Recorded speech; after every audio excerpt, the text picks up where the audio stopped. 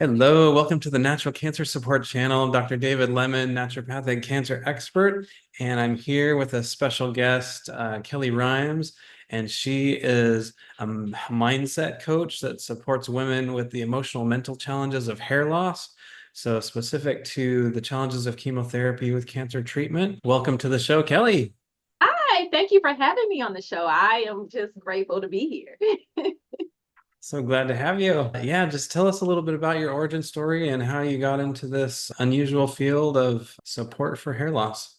Okay, well, I actually started experiencing hair loss when I was in my late 20s. I'm now in my 40s. And it was just a journey that I had to go down where there was a lot of insecurity, a lot of self doubt, a lot of things, even just hiding and covering up and just not being fully myself with the hair loss. And it just took a toll on me for so many years until I got to the point to where I consciously said, you know what? No more. Now, my form of hair loss is due to alopecia. So that is why my hair was coming out. But many women are facing hair loss for all types of reasons. And we all experience the same type of emotions because we are losing a part of ourselves. When our hair comes out, it's like, oh my goodness, what's going on in my world? But I really had to work on myself, work on my mindset, set, and get comfortable with the uncomfortable so that I could actually just cut my hair off, be free, and just love myself and love the look that I have today and be confident with that. So now I help support women do the same thing. Now, I'm not saying that women have to be bald, that it's their choice. What I'm saying is, I want them to be confident enough with their hair loss, whether they want to wear wigs or head wraps or be bald, whatever that may be. I want them to hold their head up high and just know that you're still beautiful. And we're challenging the beauty standards that we have today because, everybody comes in all shapes, sizes, and forms, and you're still beautiful. So I just want to reinstill that into women with hair loss. Thank you for sharing that. So what have you done? You have such an amazing radiant smile and inner beauty and outer beauty that shines forth. What was your process of kind of coming to grips with and embracing that hair loss in your own life?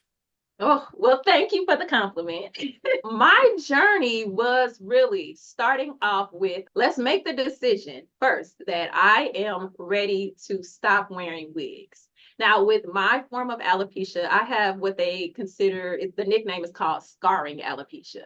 So I had bald spots and then I had thin hair. So I still had some hair. It just didn't look good when I just wore it in its natural form. So I was really wearing a lot of wigs, a lot of hair extensions, and just doing different things to cover it up. And I just got to the point where I was tired. I'm tired of always worrying about if this wig looks right, if it looks natural, is it going to come off if I go do some activity, and all of these things that mentally like tax you when I'm trying to prepare to do something. So I said, okay, no more. I just want to be free. I just want to be able just to walk out the door, relax, be me, and not worry about hair. So first it was the mindset and shifting that around and being more positive around cutting my hair off. The other thing I did was, like I mentioned before, getting comfortable with the uncomfortable. And by that, I mean doing things that challenged me so that I could be okay when I was ready to cut my hair off. So one thing I did, for example, is I cut my hair really low. I didn't cut it bald, just really, really low. And then I would use hair fibers to fill in the balding spots or the thin spots so that I could get comfortable just having a short haircut at first. It was like a baby step for me, right? And then I would just go out, do things by myself, and just got really, really comfortable just being with me and embracing the look that I had with the short hair. And once I became comfortable with that, I think I'm ready. And I just went ahead and had it cut bald. And I actually decided to get micropigmentation to just help boost me up because that made me feel better. And I haven't looked back ever since. I really haven't. I can count on my hand maybe 5 times, if that, that I've put a wig back on since 2019. And Mm. so I just fully embraced the hair loss. I know it's not coming back with my form of alopecia. It's like it is what it is. Let's embrace it and accept it and move forward. So that is pretty much part of the process that I took myself through. So for patients with cancer that are going through this for the first time and they kind of know about it and it's a big fear, how do you kind of go through that process of specializing and helping women with those challenges? Yes, okay, because it's to be expected when you're going through any kind of chemo or radiation. We already know that's a side effect, right? Your hair most likely is going to come out. So it's really up to the individual because everybody is going to be different. Most women, yeah, it's going to be a struggle. It's just that we have to work on that negative emotion, those negative thoughts, that negative self-talk. We have to work on that first because I can't just sit here and say, oh, it's okay. Your hair is going to grow back. Nobody wants to hear that. Nobody's believing that because it's happening right now in the moment. And when your hair falls out, you don't feel beautiful. You don't feel pretty because society tells us we have to have this nice, long, thick, flowy hair to be beautiful. So you're automatically like, no, I'm not pretty. I'm not beautiful. So we have to tackle that negative self-talk, those negative emotions. That's step one. Women who are going through chemo or who have cancer, they have a whole nother battle on top of hair loss, right? They are fighting for their lives many times. So that is what the focus needs to be on. Hair, we don't need to worry about that. Let's focus on getting better and living and thriving. Hair can come back. And if it doesn't come back, let's figure out what we want to do next to embrace our new looks. And could you walk us through some of the common emotional stages that women typically go through after experiencing hair loss? Yes. So first, normally it's denial that anything major is happening. Now, this is hair loss in general, not just specifically to having cancer.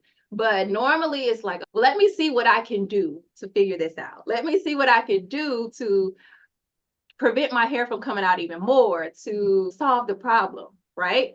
But if you can't solve the problem, the next step can be like a little bit of anger, a little bit of frustration, right? Because again, you're losing a piece of yourself. You want to hold on to it. You don't feel attractive. And you're also, in the case of cancer, fighting this battle of this disease. So anger, frustration comes up as well. And we have to kind of push through that. Then sometimes women face some social isolation because they don't want people to see them with the hair loss because of their insecurity. So then they start staying away from loved ones and staying away from social events and different things like that. So those are some common things that happen until you really get to the point to where you're like, okay, it's time, just like I talked about in my story, it's time to embrace and accept it. And once you get to that point, then it's smooth sailing. But it takes time to get to that point, and every woman is going to be different. So, those are some different emotional things and challenges that women face with hair loss. But having the support of loved ones and your friends, your family, that helps you out a lot. So I really encourage women, like, don't isolate yourself and let people love on you. Let those people tell you and let you know that you're beautiful because you still are, right? Even if you have a spouse and you feel like, oh, they're not going to be attracted to me anymore because of this hair loss, that's further from the truth. Your spouse loves you for who you are. When they say, I'm here, you look beautiful, I love you, believe them. And that's a hard thing to do because of how you feel on the inside. But really, you have to believe them and accept and embrace that support you have around you because that is going to help you get through this challenge, whatever it may be. Because most likely your hair is going to come back if you have certain conditions. Like there are stress conditions, women going through postpartum, menopause. In those situations, your hair could get thicker, it could grow back. It depends on what you have going on. You have to see your physician to really solve those problems. But just know it's not the end of the world. And so, what are some of the key strategies that you employ to help women regain and maintain their confidence with hair loss? Well, I start with working with women really one-on-one because each woman's story is different. So, a very confidential situation because, again, women are insecure. They don't want to tell everybody about their hair loss. it took me forever to tell people about my hair loss and share my story, even though I wanted to support women with hair loss. I am here to support them one-on-one. And we sit down and we really do work on processes that help them remove those negative emotions, remove that negative self-talk and that negative identity that they have maybe accepted or adapted. We eliminate all of that so that when there's a thought that comes up that may have triggered them before regarding their hair loss, it no longer is an issue. So we spend time working and processing and doing different tactics to just eliminate that part. Then also, I encourage women to, like I said, get comfortable with the uncomfortable, but take those baby steps. So we work together to decide, okay, well, what do you feel comfortable with right now? Okay, what can you do this week that will be a challenge or a step forward for you? And they are responsible for doing that. And when we meet the next time, okay, we're following up. What happened? Give me, the experience. Do you need further support around this? Right. But a lot of times women are like, oh, that was easier than I thought. Once they do it, once we face our fear and do something, then it's like, okay, no big deal. What's next? Right. Mhm. It's just taking that first step of getting comfortable with the uncomfortable, whatever that may be. So we walk through that. Then I also give tools like journals so that women can write out what's happening with them on a daily basis, write out those emotions, set goals for yourself. Just like I talked about, or getting comfortable with the uncomfortable. Well, what do you want to do? Right? Let's write that out for the week. And at the end of the week, let's take a look at what happened. What are we struggling with? What were our wins? Let's do some affirmations, just different things like that to help support women. And then also support groups. I always promote support groups. Now, there are a ton of support groups out there for different categories of hair loss. You can go online and join Facebook groups, or you can just join an organization, online, whatever that may be. There's plenty of support out there. And I also, have Facebook group or something for if you want to support through my group. But realistically, I have a directory where professionals will support you. If you need a therapist, they are there for you. Whatever you may need, make sure you go get that help through those support groups. So those are some things I do to help women with hair loss and kind of getting over that and boosting and regaining their confidence. Do you do any live support sessions with group hair loss support, or is it just the Facebook group right now? So right now, everything is virtual. I haven't done anything live per se. Not to say I'm not open to it. I definitely am. But right now, I'm just supporting women virtually. But eventually, I know I'll get to that point. I'm just helping who I can help. And as it grows, then, I'll grow. And whatever I need to do to support women with hair loss, that's what I'll do. Have you done a virtual like Zoom call with multiple callers at the same time? So I did a workshop in July, just sharing my story, actually talking to women about hair loss, and just like we talked about the emotional challenges and some solutions to those challenges and things that they can do. A lot of women shared their stories. They got some feedback. We just kind of had a powwow per se, a little bit, but it was really just a supportive call just for women to get comfortable. Let's talk about it. You're around other women who are experiencing the same thing. So let's just, get it off your chest and then figure out what is the next step. So that was the point of the workshop. And it went really, really well. So yes, I do things like that. Nice. And how do the cultural and societal standards of beauty impact the emotional well-being of women experiencing hair loss? Oh, okay. When we turn on the TV, what's the first thing you see when you see a hair commercial or product for hair? What do you see? Just long wavy locks everywhere. Exactly. A woman like shaking her head and it's all everywhere. Most women's hair is not that thick unless they have extensions. Let's be honest about it. Your hair was probably that thick when you were a teenager, your early 20s, but once you start getting a little bit older, it's natural for your hair to shed and thin a little bit. So let's all just keep that in mind. Now, again, it goes back to society, puts that out there as beauty. And then there's this big industry for hair, right? Cosmetic industry, hair industry, that's billions of dollars. They're making money off of wigs and hair products and even hair solutions that don't work People are still making money. This is a big industry. It's going to be definitely difficult to change the standard of beauty, but I do believe that people's minds are opening. We just have too many experiences nowadays. We interact with too many different types of people to not be able to understand and embrace the differences among us. So definitely there's a challenge there because again, it's a big industry. It's not going anywhere. All I can do on my part is just make sure I can support women in general to just help them feel good about themselves. And the other part of that is culturally, I can speak from the African American perspective. We were using hair products, in my case, that were taking our hair out. So when I was younger, relaxers to straighten our hair, that was the thing. That's what most of us did because that was trying to fit into society, trying to be just, like I said, a part of beauty. And that took our hair out. That took my hair out. It has taken a lot of African American women's hair out. So it was the chemicals. We didn't know. Nobody, if they did research, we didn't know about it. I'm pretty sure they probably didn't have research to let us know that it would take our hair out. But that took our hair out, as well as certain shampoos and a lot of different products that we just cannot use on our hair and did not know that we couldn't use it. But now we know, right? So you will see a lot of women have made changes where they're wearing their hair natural. We're no longer wearing the relaxers like we used to. You see different styling practices that promote healthy hair and hair growth. And that's in any culture.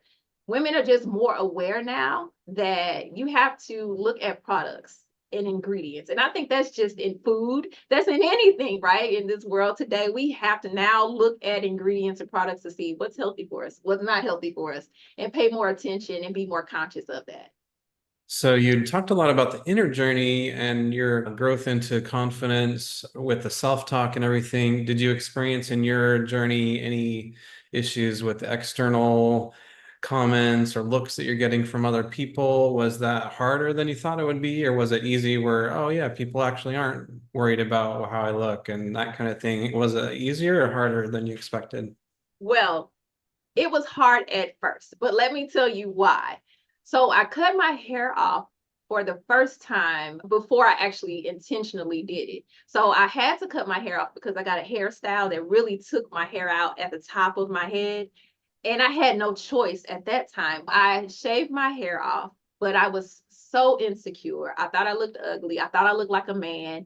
I had this whole emergency situation where I was supposed to go get my hair styled by the stylist. And when I was washing my hair before going to the stylist, my hair is falling out because of another style that I got. And I had a bad reaction to it. So in one day, I went from thinking I was just going to get my hair styled and get ready for this cruise. By the end of the day, I have a bald head, not prepared at all. So, of course, everything I felt inside was negative. And then I would get the negative comments. For example, I had one man tell me he was actually a contractor that I had been working with on a property. And he saw me before I cut my hair off. And then I come in with the bald head. And he looks at me and he's like, do you know it's a sin for a woman to have a bald head? What about all of the women who have cancer? What about all of the women who just have female pattern hair loss? Like, are you telling me that it's a sin for them to not have hair and they have a condition? Like, this doesn't even make sense. So it's just like the ignorance of it all, right? You just have really, really ignorant people out there. Mm. But I had to really move past that. I mean, what could I do? But again, that was at a time where I wasn't prepared for myself, really. Mm. But when I decided to be intentional and cut it off that second time and embrace the look you see today, all positivity. I haven't had any negative comments towards me at all since I decided to embrace this look. I have people walking up to me to tell me how beautiful I am. I have women who are experiencing hair loss come up to me and ask me questions. I even have some men ask me, well, what do you use on your hair or your head to keep your hair, low or whatnot? So I get all positivity. But when I thought about it after the fact, it was simply that mind shift. It goes all the way back to that. It was simply how I perceive things. So I had this negative experience the first time, but the second time, all positive. And this is what led me to helping women, because so many people were coming to me and just randomly walking up and asking me questions. Mm. Now, over the years, I had nudges, thoughts like help women with hair loss. And I'm like, nope, no, I'm not sharing my story. I'm not talking about what's going on. But it was time. It was time. And it was like, okay, now it's time to step into this, start supporting women. They need it. And since I've stepped into supporting women with hair loss, it's just like a flood of, like, the gates have just opened. And it's like, wow, I didn't realize myself before going down this journey that so many women had hair loss. There's millions of women around the world with hair loss. But I'm glad I'm going down this path. Yeah, it's an amazing way of embracing what life gives you. Yeah, yeah. Uh, And I definitely don't care about what people think at this point. That could just be maturity. We all get to that point of life where we're like, whatever, I don't care. I truly don't care. So if someone is staring at me, oh well. And now I look at it as they're staring at me because I'm beautiful with a bald head. As before, I would have been like, oh my gosh, they're staring at me because I'm ugly. They're staring at me because, they think something's wrong with me. That would have been my thought. Now I'm like, okay, hi, how are you? And I keep it moving. Yeah, it's really amazing how that's a perfect illustration of the truth that you teach people how to view you and treat you and respect you by how you judge yourself is how you're going to teach other people how to judge you, right? Yes, exactly, exactly. Having those Mm. boundaries, creating a standard for yourself, and treating yourself with love and grace. That's another thing. During this journey, you have to give yourself grace, because every day is not going to be easy. There are going to be days where you're like, I don't feel like people staring at me. I don't feel like dealing with this. I don't feel like people questioning me or walking up to me and talking to me. There will be days like that, but those are far and few in between. And it kind of becomes normal. After a while, you're like, whatever. You answer a person's question, and as long as they're courteous and nice. And again, I have had all great experiences since I cut it off the second time. So as long as they're respectful and nice, I have no problem sharing and talking and supporting anybody. So you have a coaching program. Tell us a little bit more about that. And if women want to work with you, how can they contact you? Okay, yeah. So I do have a program where I work with women for 90 days. We start off for 90 days and we really tackle whatever is challenging you regarding your hair loss. Now, I focus on hair loss, but I do also support women who just in general need help being their authentic selves. So if there's something about your physical appearance, or if there's something internally that's really, really emotionally challenging you, I do still help women with that. It's just that my focus is on hair loss just because that's my experience and I can really, really talk to that and connect with people because of my experience. Now, I just take them through everything I talked about earlier as far as building up the mindset, getting comfortable with the uncomfortable, all of the journaling, the support, everything we need so that you come out at the other end feeling like another person. So Mm. that is what I do. And the name of my website is Limitless Mindset Coach. You can visit my website and you can definitely book a call with me. We could chat. I have some free resources on there. I do have a 90-day journal and a hair loss support directory. Like I talked about earlier, it is on my website. So just visit the website, www.limitlessmindsetcoach.com. Or you can also follow me on social media. I am known as Miss Kellie Michelle on social media. So you can find me on TikTok, Instagram, and Facebook as Miss Kellie Michelle. Perfect. It's wonderful to have you on the show today and enjoy your beautiful smile and hope that the viewers will get a lot out of it. Thank you so much and great to meet you today. All right. Thank you for having me once again. And goodbye to you guys who are listening. Hey guys, I'm on a mission to touch the lives of over 10,000 cancer patients this year, and I want you to join me in this cause. So if you or someone you love is dealing with a cancer diagnosis right now, I want you to like this video, share this video, and subscribe to the channel so you can continue to watch this life-changing content. There are a few links down in the description below to join a free private natural cancer support group on Facebook. You can join this group or invite any of your friends, especially cancer survivors. We need their input and emotional support in this group. For you or anyone that you love, click the link for 3cancerinsights.com to watch the short free presentation to understand how to transform your health, the right way to treat cancer, and ways to reduce cancer treatment side effects. I created the Cancer Detox course to support you and your loved ones through the cancer journey. I take you on a guided tour through the 7 pathways of healing, talk about the causes of cancer, the ways to reverse it, and how to integrate natural remedies into your conventional treatment plan if you so choose.